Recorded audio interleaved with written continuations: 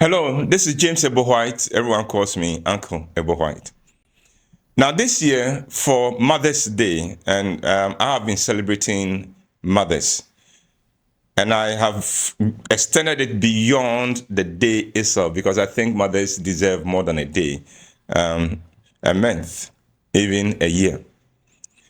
Now, for my celebration of mothers, I have decided to remember my own mother, who left us 11 years ago in 2013.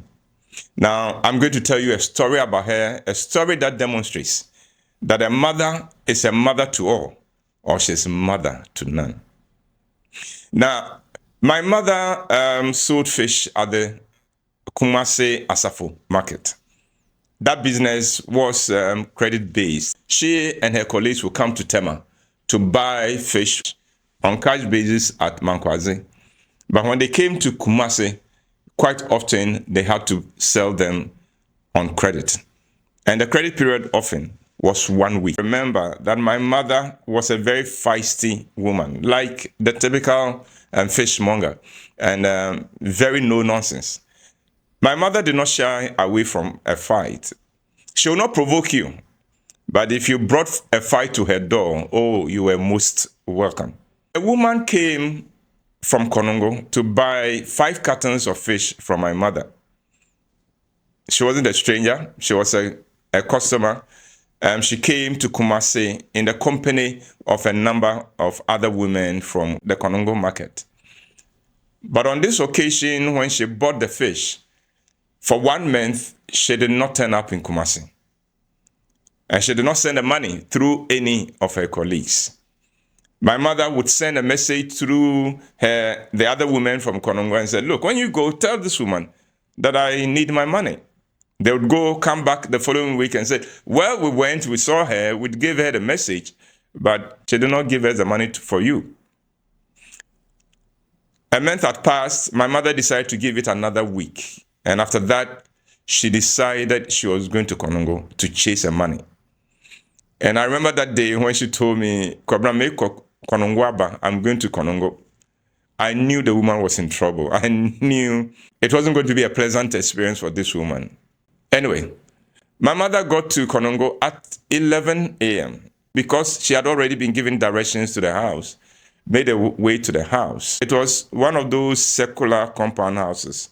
The rooms are built in a circular fashion, but there's only one entrance, one gate. And at the gate was a 4-year-old boy who had cried his heart out. So much so that there was phlegm from his nose to his upper lip, a thick bit of phlegm.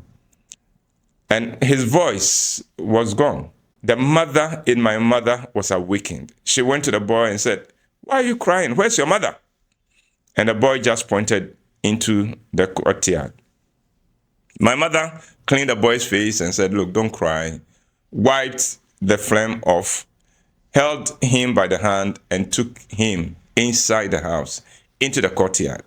The whole compound seemed deserted. And then, just then, she saw a woman, a lone figure, sitting on a kitchen stool in front of one of the doors. She walked to her and discovered that this is the woman who owed her. The woman was startled to see my mother because she didn't think my mother knew her house. She wasn't expecting my mother in Konongo. So she goes, hey, Mame Fante, what are you doing here? And my mother said, I'll come to you later. But first, I saw this boy crying at the gate. Where is the mother? And the woman said, I am his mother. My mother said, why would you allow your son to cry that long? And he said, well, my son is crying because he's hungry. So, if he's hungry, give him food to eat. And the woman said, Mame Fante, that is the problem. There is nothing. In fact, my son had to cry himself to bed last night. He and I have not eaten since last night. And I don't have anything at home, and I don't have even a peswa to buy anything for him. Then she went on to talk about her woes. Her mother had died. There was a funeral. The funeral had swallowed all her her working capital or her savings, she was down to negative because she owed almost everyone she could owe.